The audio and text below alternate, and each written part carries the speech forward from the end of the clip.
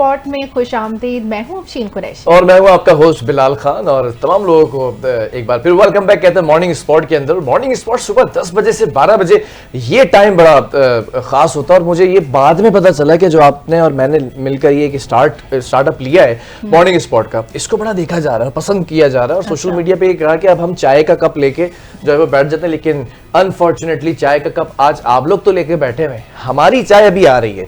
चाय इतनी जरूरी होती है स्टार्टअप के लिए, धक्का देने के लिए, या मैं समझता हूँ कि वो फ्यूल होता है, वो इंजन होता है। ऐसा ही है? बिल्कुल ऐसा ही है। चाय तो आपको पता है अक्रॉस द बॉर्डर भी बहुत मशहूर है हमारी, तो चाय बहुत इम्पोर्टेंट है। ये आपकी छेड़खानी करने वाली आदत जाएगी नहीं ना, तो बेचारे दुखे हुए हैं और जो है वो आप उनको दुखा रही हैं, चाय मिली नहीं रही, तड़प रहे हैं कि अभी तक चाय नहीं मिली है ना, सिर्फ ये कहने एक दफा चाय पिला दो। मेरे ख्याल में चाय का से ही आगाज होना चाहिए हर नेगोशिएशन का, हर मॉर्निंग का।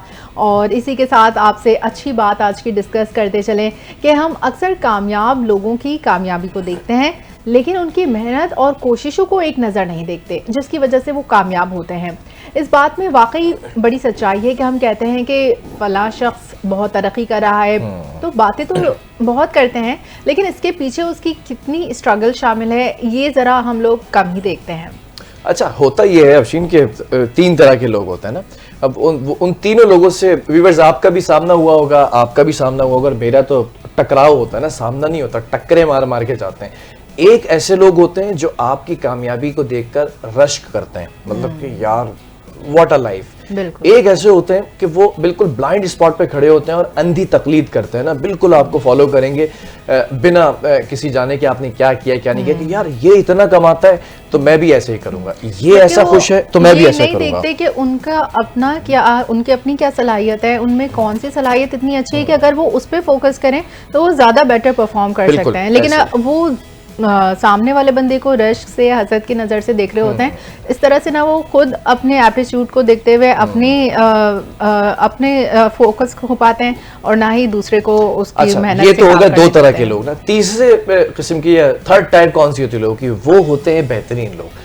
वो देखते हैं कि कौन से शख्स में क्या खूबी है, कौन से शख्स में क्या खामी है, और किसी के अगर फील्ड के अंदर कोई गया है कहीं पर उसने सक्सेस हासिल की है तो वो कैसे हासिल की है, किस तरह से, किस ट्रैक पर चल के गया है, कौन कौन से हर्डल्स ऐसे थे, कौन कौन से अप्स एंड डाउन्स ऐसे थे जिसकी वजह से ये यहाँ तक पहुंचा है। तो वो जो थर्ड टाइप होती है ना, वो मैं समझता हूँ कि स्मार्ट लोग होते हैं।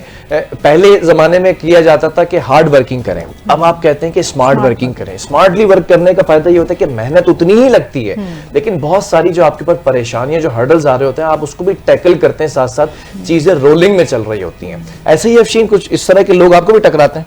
बिल्कुल ऐसा ही है, और इस तरह के लोग होते हैं और उन्हीं को हमें देखते हुए फिर अपना लाइन ऑफ एक्शन देखना पड़ता है कि हमें फिर किस तरह से आगे चलना है। और ऐसे ही कुछ हमारे पड़ोसी भी हैं, ये एक तो रश करते हैं। अच्छा, मजेदार बात बताऊं, आई एम वेरी हैप्पी, आज का दिन बड़ा जबरदस्त होने वाला है, आज का मॉर्निंग स्पॉट बड़ा जबरदस्त होने वाला है। अब आप भी मुझसे बार बार मेकअप रूम में पूछी थी आज इतना चहक क्यों नहीं, मुस्कुराने की वजह क्या है, ऐसा क्या है जो तुम मुस्कुरा रहे हो, लगता है कुछ ना कुछ छुपा रहे हो। तो मैं छुपा नहीं रहा, बल्कि आज एक बड़ी खूबसूरत सी खबर है जिसको हम आगे जाकर डिस्कस भी करेंगे टॉप स्टोरीज के अंदर। खास तौर we are living in Karachi ना, कराची एक मेट्रोपॉलिटन सिटी, और यहाँ पर समंदर तो है, साहिल भी है, लेकिन वो कहते हैं ना कि जब तक शाम और शाम के अंदर बारिश और बारिश के अंदर एक चाय का कप, तो वो एक बड़ा परफेक्ट मोमेंट होता है फॉर मी एज वेल, और आप लोगों के लिए भी होता होगा। तो कराची के अंदर आज शाम 6 बजे की प्रेडिक्शन है बारिश की। अच्छा, do you know that?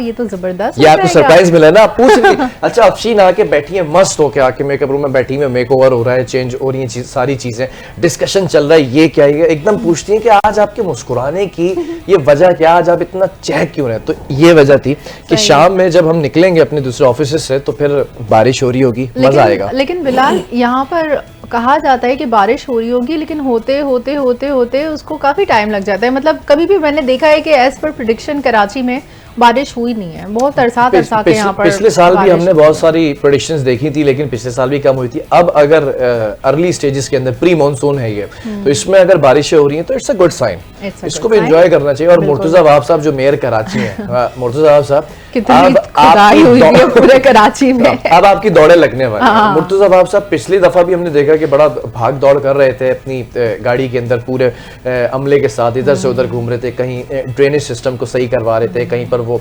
Water suction pumps लगाए हुए थे। अब ये वही टाइम आ चुका है, कराची मेट्रोपॉलिटन जो कॉर्पोरेशन है केएमसी की अब दौड़े लगेंगी, क्योंकि भाई मॉनसून तो आ गए। आप देख रहे होंगे शाम के अंदर, सुबह में, दोपहर में बड़े फॉगी से क्लाउड्स हैं ऊपर, बादल जो होते हैं ना वो आना शुरू हो गए। तो अब ये वक्तन फवक्तन प्रेडिक्शन करेंगे मेट्रोलॉजिस्ट कि आप जो है वो बारिश के लिए तैयार हो जाए। Are you ready? हम तो तैयार हैं, क्या मेयर साहब भी तैयार हैं, और क्या हमारे कराची का जो इंफ्रास्ट्रक्चर है वो इस चीज़ की इजाज़त देता है? क्योंकि इस वक्त जो सड़कें खुदी हुई हैं तो वो तो ट्रैफिक में की रवानी में इतनी मुश्किलात का सामना है लोगों को। तो बारिश के बाद था मैं इतनी अच्छी बातें कर रहा था। मैं लंदन, पेरिस, न्यूयॉर्क और शिकागो, कैलिफोर्निया, ऑस्ट्रेलिया, वो सब सोचते हुए कराची के अंदर वो बारिश की यादों को ताज़ा कर रहा था। लेकिन अफशीन ने जो है ना वो सब पर पानी फेर दिया, हकीकत दिखा दी है, पर्दा उठा दिया है कि आप बाहर आ जाएं ख्वाबों की दुनिया से। ये कराची है और यहाँ की सड़कें खुदी हुई हैं, यहाँ पर बड़े बड़े मेगा प्रोजेक्ट्स चल रहे हैं। अच्छा, आपको याद है कि अभी कुछ दिनों पहले हमने देखा कि कराची यूनिवर्सिटी के अंदर भी एक 84 इंचेस की लाइन है वाटर बोर्ड की, वो फट गई भाई। पूरी कराची यूनिवर्सिटी डूब गई, घरों में पानी चले गया, पूरे दरिया का मंजर। फिर वो यूनिवर्सिटी रोड के ऊपर जो ग्रीन लाइन प्रोजेक्ट चल रहा है, कानों को हाथ लगाने का दिल चाहता है कि अगर उधर बारिश होती है तो क्या इंतजामात केएमसी ने, क्या बल्दियाती इंतजामी ने कर रखे हैं या नहीं, ये सारी चीजें होती रहेंगी। मैं चाहूंगा कि आप टॉप स्टोरीज की तरफ भी बढ़ते हैं, टॉप स्टोरीज पे भी नजर डालें। सबसे पहले टॉप स्टोरीज आपको बताते चलें। मुल्क भर की सियासी क़यादत का भारत के खिलाफ भरपूर यकजहती का इजहार, पाक फौज के साथ खड़े रहने के अज़म का इजहार कर दिया। विफाकी वज़ीर इत्तलात और DGISPR की कौमी सलामती के हवाले से इन कैमरा ब्रीफिंग जारियत मुसल्लत की गई, तो दुश्मन को करारा जवाब देने के लिए हम तैयार हैं। जबकि ISPR ने सियासी जमातों को वाज़ेह कर दिया और DGISPR ने सियासी रहनुमाओं को पाक फौज की तैयारियों से आगाह किया। वफाकी वज़ीर इत्तलात ने सियासी कायदीन को हुकूमती सिफारती इक़दामात और रियासती मौक़िफ़ से भी बड़ा आगाह किया है। और इसी पर अगर हम ज़रा सा बात करें कि मुल्क भर की जो सियासी क़यादत है भारत के खिलाफ भरपूर यकजहती पर आ चुकी है। अच्छा, it's a very good sign Afsheen. अगर हम देखते हैं कि लिसानियत है, कौमियत है, रंग व नस्ल के अलग अलग लोग हैं, when it comes to motherland, when it comes to be a patriotic citizen, तो फिर हम ये देखते हैं कि ना कोई रंग है, ना कोई नस्ल है, ना कोई कौमियत है, ना कोई यार किसी पार्टी का झंडा है, बल्कि it's a very good sign कि बिलावल भुट्टो जरदारी का जो लास्ट जलसा हुआ है उसके अंदर उन्होंने पाकिस्तान का झंडा लहराया। वैसे बिलावल साहब के लिए एक बड़ी अच्छी बात है, आई एम वेरी इम्प्रेस्ड कि उनका डाइट प्लान बड़ा अच्छा चल रहा है। वेट जिस तरह से तेजी से वो श्रिंक होते जा रहे हैं, वेट को उन्होंने कम किया है। तो बिलावल साहब एक जरा आप मसलों से निकल जाएं तो आप भी जरा आके डाइट प्लान बताएं। बहुत सारे लोग ऐसे हैं जो उनको वजन कम कर रहे हैं। बिल्कुल। सेकंड थिंग, पहले तो मुझे सेकंड थिंग इज दैट कि वो पाकिस्तान का जो झंडा आपने लहराया, that was a very good sign. खास तौर पे इस वक्त खिराज तहसीन पेश करना चाहिए। बिल्कुल ऐसा ही है। अच्छा, पाक फौज की अगर बात करें तो पाक फौज के साथ तमाम लोग ही खड़े हैं। अगर हम ये भी देखें कि दुश्मन की तरफ से बड़ा कोई लीनियंसी नहीं है और दुश्मन की तरफ से अभी भी वो गीदड़ भपकियां हैं, वही खाली तोपों के अंदर जो है वो जले हुए कारतूस रख कर जो है वो बातें की जा रही हैं।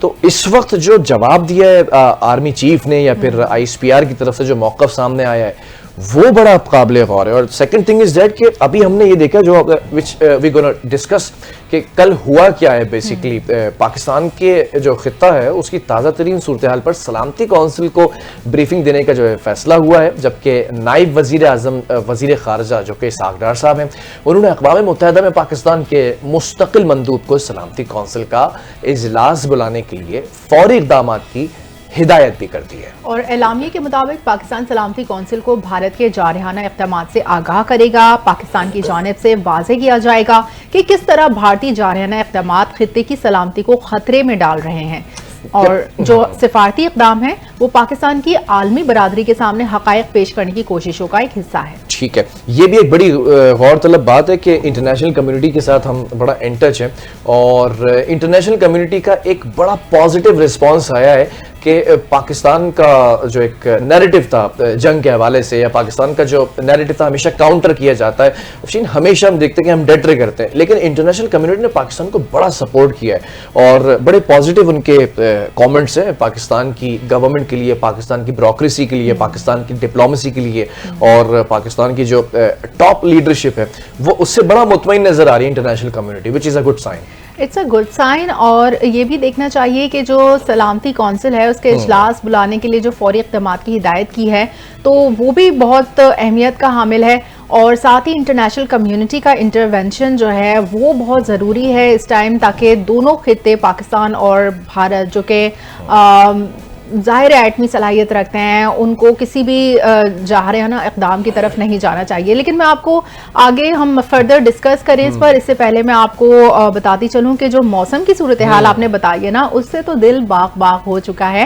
और आ गई ना मौसम के ऊपर और पहले मैं चाहूंगी हाँ पहले मैं चाहूंगी कि जो हमारे नाज़रीन को ये सुबह सुबह इतनी प्यारी खबर जो मिली है कि आज शाम 6 बजे तक ये बारिश होने की उम्मीद है, उस पर कुछ बात कर लेते हैं। तो हमारे साथ इस वक्त चीफ मेट्रोलॉजिस्ट भी लाइन पर हैं, उनसे भी हम इस बारे में डिस्कशन करेंगे। डायरेक्टर हैं मेट्रोलॉजिस्ट अंजुम नजीर साहब, if I am not wrong, यही सरप्राइज था आपका।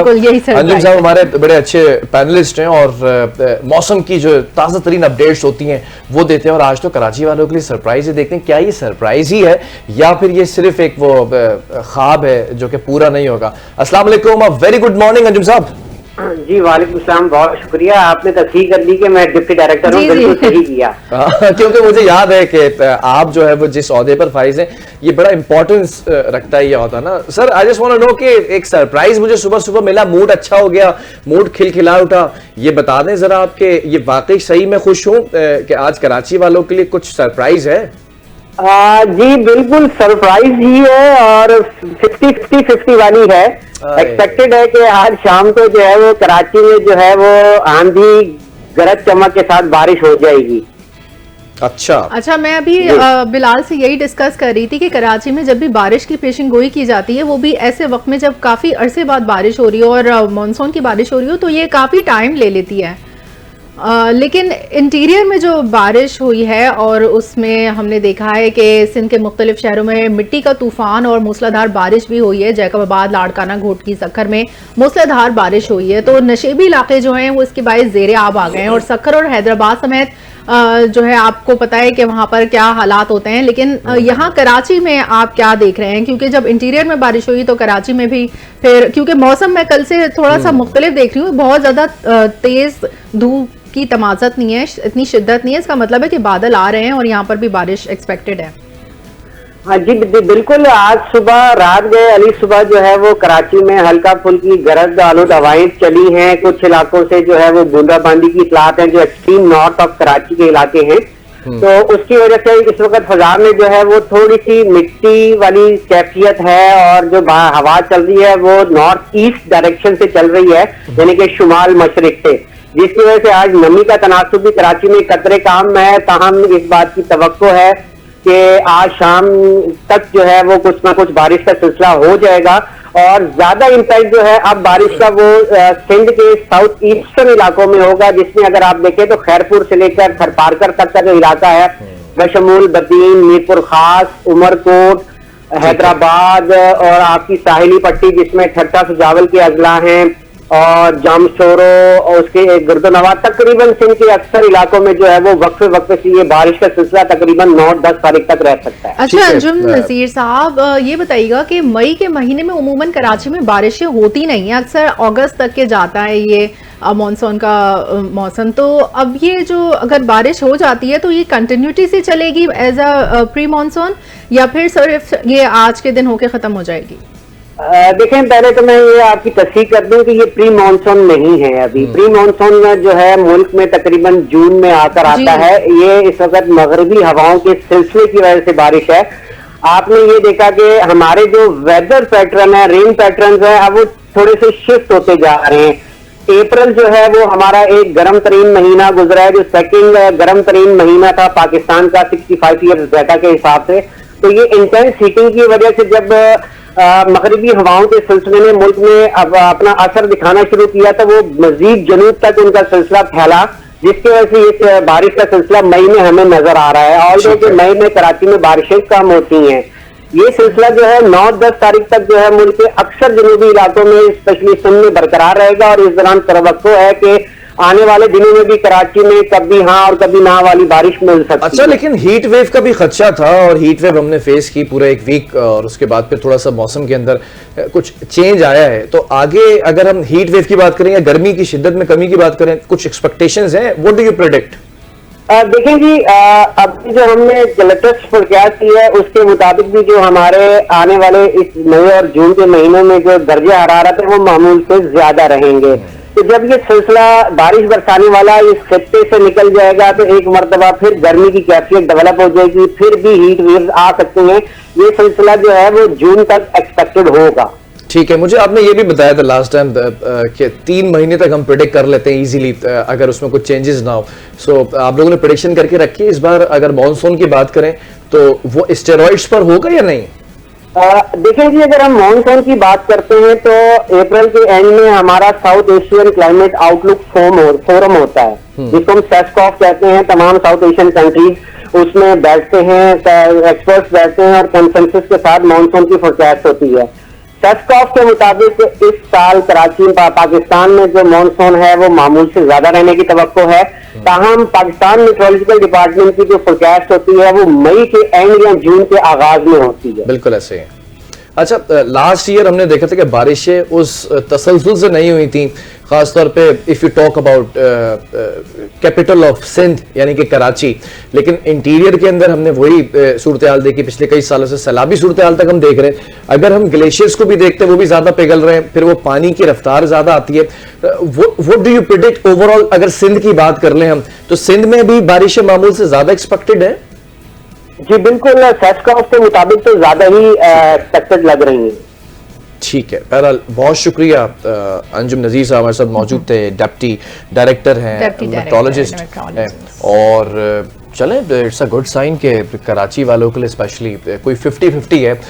देखते हैं कि पलड़ा किसका भारी रहता है, बादल बरसते हैं या सिर्फ गरजते हैं। और वो कहते हैं ना, जो गरजते हैं वो बरसते नहीं है। तो इसी तरह लाहौर वाघा बॉर्डर पर परेड देखने में आई और कौमी परचम उतारने की पुरवकार तकरीब हुई है और अवाम की बड़ी तादाद ने वाघा बॉर्डर पे ये मंजर देखा और तकरीब में खवातीन और बच्चे भी बड़ी तादाद में मौजूद थे। फिजा अल्लाह अकबर के नारों से गूंज उठी और जीवे जीवे पाकिस्तान की सदाएं आपने देखा जैसे लगती हैं और शहरियों का जज्बा दीदनी था। बिल्कुल ऐसे ही है। वो बिल्कुल सही कहा आपने कि जो गरजते हैं वो बरसते नहीं हैं, और जो पड़ोसी मुल्क है वो सिर्फ गरज ही रहा है, बरस नहीं रहा। लेकिन अगर बरसने की बात आती है तो पंजाब रेंजर्स के शेर दिल जवानों ने परेड का शानदार मुजाहिरा भी किया। और सिर्फ मुजाहिरे की बात नहीं, बल्कि ये वाघा बॉर्डर एक ऐसा इंटरनेशनल बॉर्डर है जिसमें पाकिस्तान और भारत आमने सामने होता है। और इसकी जो परेड होती है, उसकी जो तकरीब होती है, काफी पुरजोश होते हैं। उसके लिए ना बड़े लोग टिकट्स देके देखने आते हैं, बैठते हैं वहां पर। अभी हमने रिसेंटली ये भी देखा कि पाकिस्तान के बड़े सेलिब्रिटीज वहां पर थे और शाहिद अफरीदी साहब वो कैमोफ्लाज वाली वो आर्मी की जो एक शर्ट पहनी थी, ये बहुत अच्छा जेस्चर है ना। We extremely love you Shahid Afridi for doing this act, और बड़ा करारा जवाब दिया। बल्कि मुझे तो याद है वो एक कप के साथ जो है ना वो उन्होंने पिक्चर डाली और ट्वीट किया कि सारे झगड़े छोड़ दो, सारी बातें छोड़ दो और चाय पीते हैं। उसमें शेखर धवन का भी रिप्लाई आया ना, वो बड़ा कोई मुगल्लिज़ात और बदतमीजी से रिप्लाई किया, but it's not the power of the game. सवाल ये है कि आप किस तरह से इसके अंदर ना बड़ा ह्यूमर भी बनाए। इस जंग के अंदर पाकिस्तानी बड़े मजे ले रहे हैं, मतलब जितने मजे पाकिस्तानी इंडियंस के साथ ले रहे हैं पूरी दुनिया के अंदर, ये शायद हिस्ट्री के अंदर ऐसे पहली दफा हो रहा है कि जंग की बात है, दोनों न्यूक्लियर वेपन के साथ लेस हैं, और लेकिन जिस तरह से हम मजे ले रहे हैं वो कोई और कौम नहीं ले सकती। लेकिन जहां तक कि बिलाल इस जंग को, ठीक है आप सीरियस नहीं लें, लेकिन अगर हम गजा वॉर देखें तो उसके हम रिपरकशंस भी देख सकते हैं कि जब अगर दो ममालिक में जंग होती है तो उसके क्या नुकसानात होते हैं और कितनी तकलीफ से वो अवाम गुजरती हैं, क्या भूख प्यास और अफलास का हाल होता है। तो हमें ये भी देखना चाहिए कि अगर वाकई कोई दो कंट्रीज़ के बीच में जंग हो जाती है तो उसके बाद फिर, और दोनों कंट्रीज़ एटॉमिक सलाहियतें अगर रखती हैं, तो फिर उसके बाद आपको पता है एक दफ़ा एटॉमिक बॉम्ब के बाद किस तरह से नागासाकी का हाल हुआ। वहां पर आज तक के उसके लोग, बच्चे ऑटिस्टिक पैदा होते हैं, बहुत ज्यादा है उधर अभी बच्चे ऑटिस्टिक पैदा होते हैं और फिर आपके खाने पीने की कोई चीज़ आपके लिए सही नहीं रहती, आप सिर्फ दालों पर ही गुजारा कर सकते हैं क्योंकि गोश्त और सब्जी, हर चीज़ में फिर वो जहर मौजूद होता है।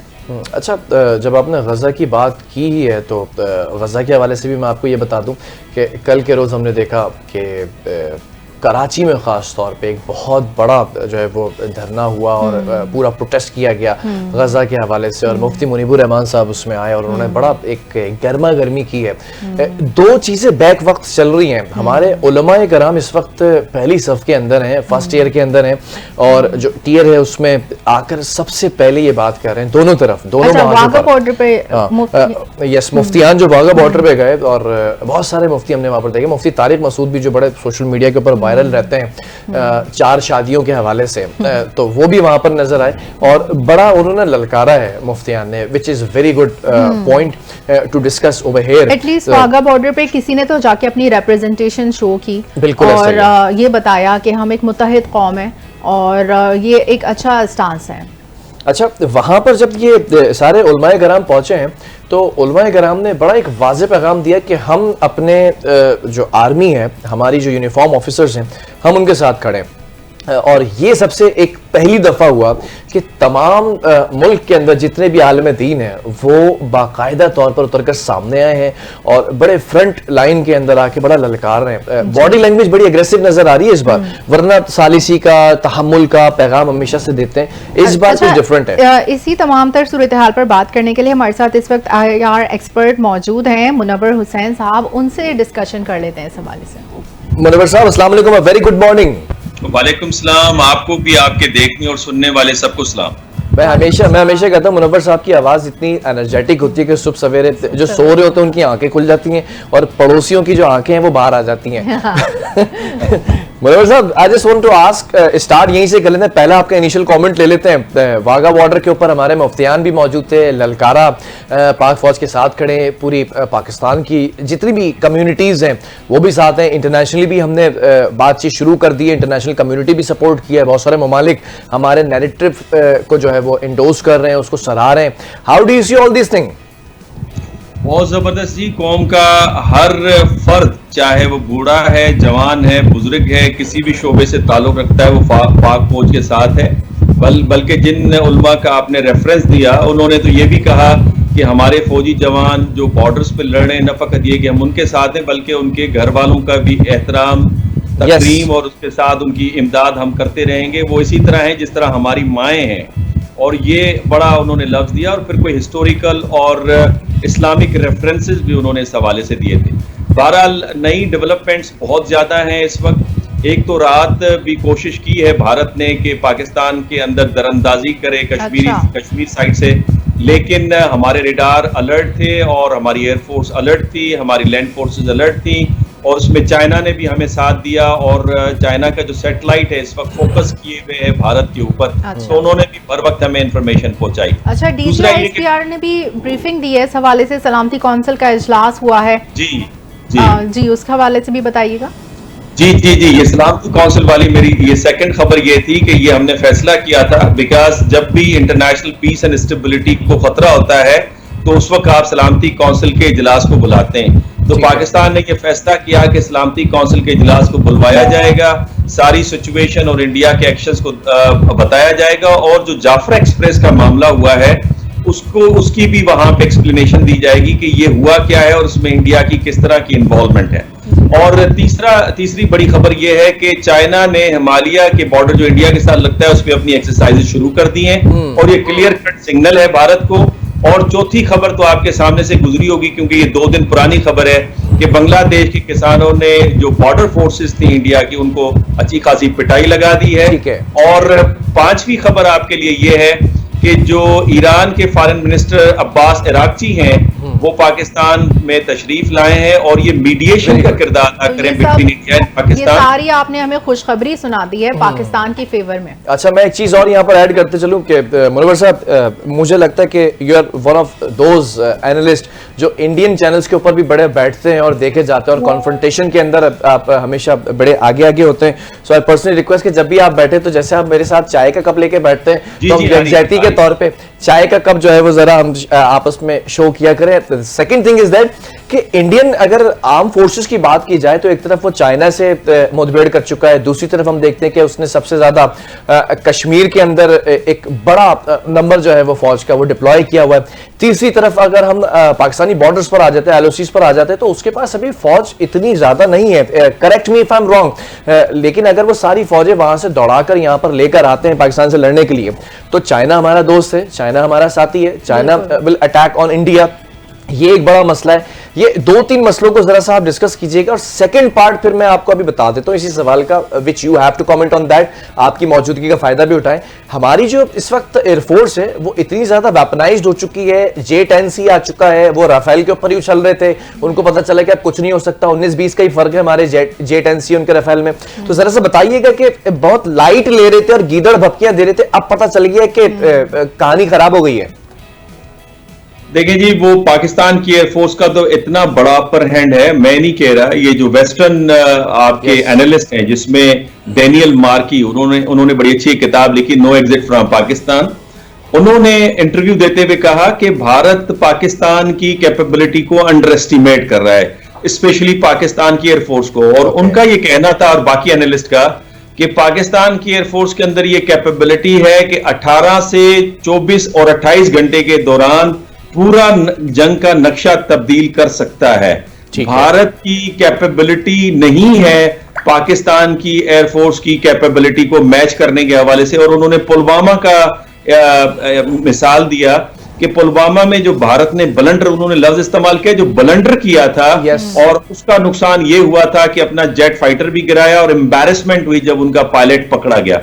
तो कहने का मकसद इसका कोई मैच नहीं है। और फिर आपका JF Thunder 3 ब्लॉक 3 जो है वो बिल्कुल रिफाल के मैच का है, फिर आपके पास J-10C है और आप J-35 भी लेने जा रहे हैं और आपके पायलट ट्रेनिंग करें विद इन शॉर्ट टाइम, वो भी आपके पास अराउंड 40 आपके पास आ जाएंगे।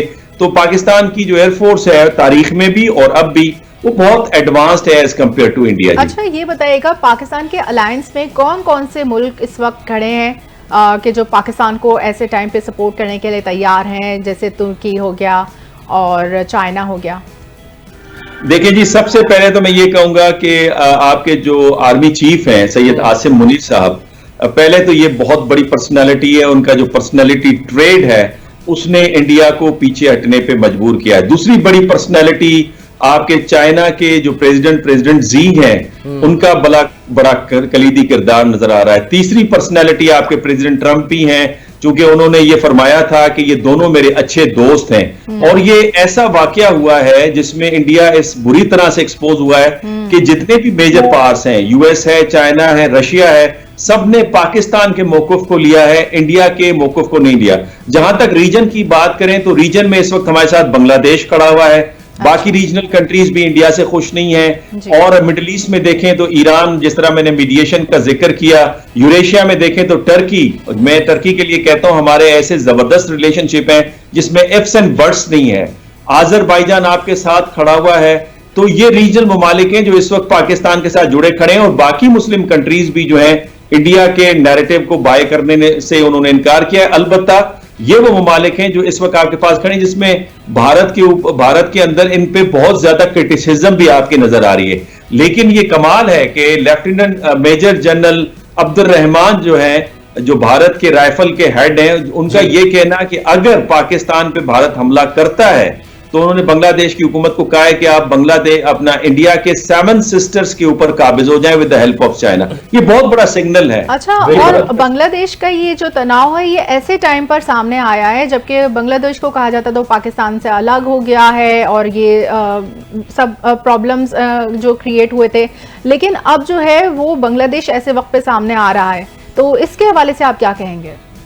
देखिए जी, बांग्लादेश की जो हसीना वाजिद की हुकूमत थी उसमें इंडिया की बहुत ज्यादा इंटरवेंशन थी in the political security affairs of Bangladesh. सही। और वो अब भी है, ये नहीं है कि उनका नेटवर्क मुकम्मल टूटा है, लेकिन बांग्लादेश का जो नौजवान है वो उठ के खड़ा हुआ है और इंडिया की इस इंटरवेंशन के खिलाफ है। वो पाकिस्तान के झंडे लेके निकलता है बाहर। उन्होंने तो एनसीपी पार्टी भी बना दी है और वो पार्टी इस वक्त बड़ी पॉपुलर पार्टी है। और उसके अलावा बांग्लादेश के अंदर एक मौकफ ये भी है कि एक पाकिस्तान अब नहीं है, अब दो पाकिस्तान है जो भारत को आगे भिड़ेंगे अगर भारत ने कोई भी एग्रेसिवनेस शो की। और साथ ही अगर देखा जाए तो जैसे बांग्लादेश की अवाम जंग के खिलाफ है, इसी तरह इंडिया की अपनी अवाम भी इसके खिलाफ है। मतलब ऐसा कोई भी नहीं है कि जो जंग चाहे सिवाय इसके कि जो ये पॉलिटिशियंस ने ड्रामा क्रिएट किया है। यानी आपने ये वजह फरमाई, ये बड़ा इंपॉर्टेंट पॉइंट है। चूंकि भारत के अंदर देखिए 40 रियासतों में से तकरीबन 30 के अंदर तो तहरीकें चल रही हैं और भारत के अंदर जो सैन वाइसेस हैं और दो गो के उनको दबाने की कोशिश की गई है, लेकिन जिस अंदाज से उठे खुद भारत की फौज के अंदर आप देखें, पहले एमबी कुमार साहब जो लेफ्टिनेंट जनरल है उनको उतार के गिरफ्तार किया गया, फिर उनके जो एयर मार्शल थे प्रभाकर उन्हें उतारकर उन्हें गिरफ्तार किया गया।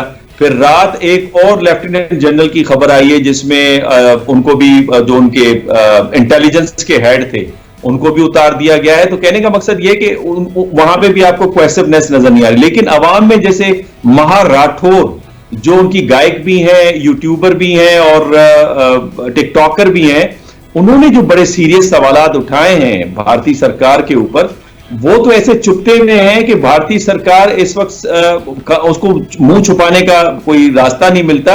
उस बिचारी के ऊपर उन्होंने 11 FIRs कटवाई हैं। इसके अलावा डिफेंस एनालिस्ट हैं, चाहे वो अजय साहनी हो या परवीन साहनी हो या फिर उनके बड़े नॉन जर्नलिस्ट जो हैं थापर, करण थापर, ये वो सारे लोग हैं जो कि क्रिटिसाइज कर रहे हैं मोदी रिजीम के ऊपर कि आप जंग की बातें करते हैं अपने सियासी मफाद के लिए, लेकिन आपको ये अंदाजा नहीं है कि जंग के क्या नुकसान होंगे। और बहुत वाज़ेह सबूत हैं कि पाकिस्तान इसमें शामिल नहीं है, जब उनके फौज के लोग भी, रिटायर्ड अफसरान भी और फिर डिफेंस एनालिस्ट भी ये बात कह रहे हैं। और मजे की बात यह कि आर्मी जनरल जो है भारत के, उन्होंने वाजे किया है मोदी को कि भाई हम आपके सियासी मफादात की खातिर अपनी जानें नहीं देंगे, हम हैं मुल्क के लिए, न कि सियासी मकासद को लेके आगे चलें, हम कोई आपके पालतू नहीं है। बड़ा क्लियर कट मैसेज इस वक्त आया हुआ है। साहब ये भी बताइएगा, इन दी एंड ये भी चीज सामने आ रही है कि इंडिया की तरफ से पहले बड़ा शोर मचाया गया पहलगाम पर, फिर उसके बाद सारा वो भांडा फूट गया, फिर वो जाली FIR, फिर वो सारा एक कुछ अभी इन्वेस्टिगेट हो रहा है, तो जय घसाई की बात ही हो रही है। इंटरनली भी जैसे आपने बताया कि ये सारी चीज़ें मूवमेंट्स चल रही हैं जो कि इंडिया के फेवर में नहीं है। फिर बॉर्डर्स के ऊपर भी एक बड़ा तनाव है। इंडियन गवर्नमेंट पे, मोदी सरकार पे इस वक्त बड़ा प्रेशर है कि आपने कोई जवाब क्यों नहीं दिया अभी तक, इतने दिन गुजर जाने के बावजूद।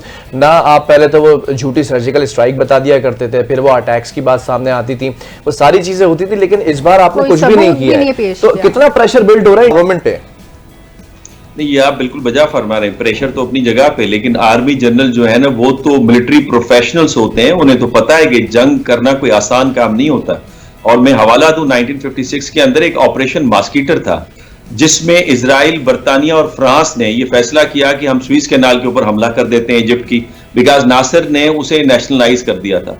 उस वक्त ब्रिटिश आर्मी चीफ ने मना किया था, ये अनप्रोफेशनल आपका फैसला है, और फिर उनको शिकस्त हुई थी। और अमेरिका और फॉर्मर सोवियत यूनियन, दो गो के कोल्ड वॉर चल रही थी, लेकिन उन दोनों ने साथ दिया मिस्र का। इस वक्त ये अनप्रोफेशनल एटीट्यूड है ये मोदी गवर्नमेंट का, उन्हें अंदाजा नहीं है। ये जो हिंदुत्व है इसने सिर्फ भारत को बर्बाद नहीं किया, यह आपके नादरीन के लिए खबर है, बरतानिया के अंदर भी ये इंटेलिजेंस रिपोर्ट आ गई है कि हिंदू इंतहा पसंद जो है वो वहां पे गोरे इंतहा पसंद के साथ मिलकर मुसलमानों पे हमला करें और लॉ एंड ऑर्डर सिचुएशन खराब हो रही है। और ये सिर्फ बरतानिया तक महदूद नहीं है, यूरोप में फैल रही है। तो मतलब ये सिर्फ इंडियन एक्सट्रीमिस्ट हैं जो कि जंग चाहते हैं, वरना कोई भी इंडिया में से या कहीं से भी कोई भी जंग नहीं चाहता। बहुत शुक्रिया मुनव्वर हुसैन साहब, आपने हमें अपने व्यूज से आगाह किया। बिल्कुल ऐसा ही है, और जो ये कशीदगी है तो इसके ऊपर बड़ा, और आई एम 110% श्योर कि ये उनका तज्जिया जो है वो इंटरनेशनली भी देखा जा रहा होता है, ख़ासतौर पे भारतीयों को भी इस वक्त सोचने की ज़रूरत है। I was telling in earlier days के यार कुछ भी हो जाए, आप पाकिस्तान अगर ये कह रहे हैं कि इंडियंस के पाकिस्तान का पानी रोक देंगे, चीज़ें रोक देंगे, पानी जाएगा कहाँ, कितना स्टोर करेंगे आप? और वैसे भी अभी एक स्टडी आई है सामने कि 4.5 फीट से 5 फीट तक वो पानी का लेवल होने जा रहा है दरियाओं के अंदर, क्योंकि ग्लेशियर जिस तरह से पिघल रहे हैं, तो वो आधे फीट का पानी भी आपको ले डूबेगा। तो बिलाल, मेरे ख्याल में पानी तो एक बहाना है, असल चीज़ तो उनके इलेक्शन का मसला है। तो अब हम रुख करते हैं अपने कराची का, जहां पर आला सानवी तालीमी बोर्ड के तहत इंटर के सालाना इम्तिहानात का आगाज हो गया है, जिसमें 1,00,000 26,500 से ज़ायद तलबा और तालबात शिरकत करेंगे। इम्तहानात की शफाफियत यकीनी बनाने के लिए तमाम इंतजामात मुकम्मल कर लिए गए। जबकि इंटर बोर्ड की अगर बात करें तो इम्तहानात 2 शिफ्ट्स में लिए जा रहे हैं। चेयरमैन आला सानवी तालीमी बोर्ड कराची गुलाम हुसैन सोहो ने भी कहा है कि इंटर के इम्तहानात के नताइज 2 माह के अंदर ऐलान कर दिए जाएंगे, जबकि इम्तहानात 29 मई से जारी रहने का भी बता दिया गया है। तो इम्तहानात 29 अच्छी मई बात तक है जारी रहेंगे। पिछले साल तो हमने देखा था कि जो रिजल्ट्स आए थे वो बड़े हैरान कुन थे, जिसके ऊपर सीएम साहब ने नोटिस लिया, फिर वजीर तालीम ने नोटिस लिया। तो इसलिए ख़ास तौर पे ये कहा है कि गुलाम साहब ने कि जो इंटर के इम्तहानात थे उसके 2 माह के अंदर ऐलान कर दिए जाएंगे। तो ये एक बड़ी गौरतलब बात, और ये थी आज की टॉप स्टोरीज। एक छोटे से कमर्शियल ब्रेक की तरफ हम शो के जाना है हमें फौरी तौर पर। वापस आएंगे, कुछ अच्छे मेहमान हमारे साथ मौजूद होंगे, कुछ ऐसी शख्सियात मौजूद होंगी जिनकी कंट्रीब्यूशन इस पाकिस्तानी सोसाइटी में और पाकिस्तानी ड्रामा इंडस्ट्री से उनका एक बड़ा ताल्लुक है। अब आपको सोच में पड़ जाना चाहिए कि कौन आ रहा है, तो इसके लिए आपने चैनल चेंज नहीं करना है और यही चैनल NTN न्यूज़ लगा के रखना है, क्योंकि आज आपको पता चलेगा कि अगले घंटे में क्या होने जा रहा है। बिल्कुल, स्टे विद अस।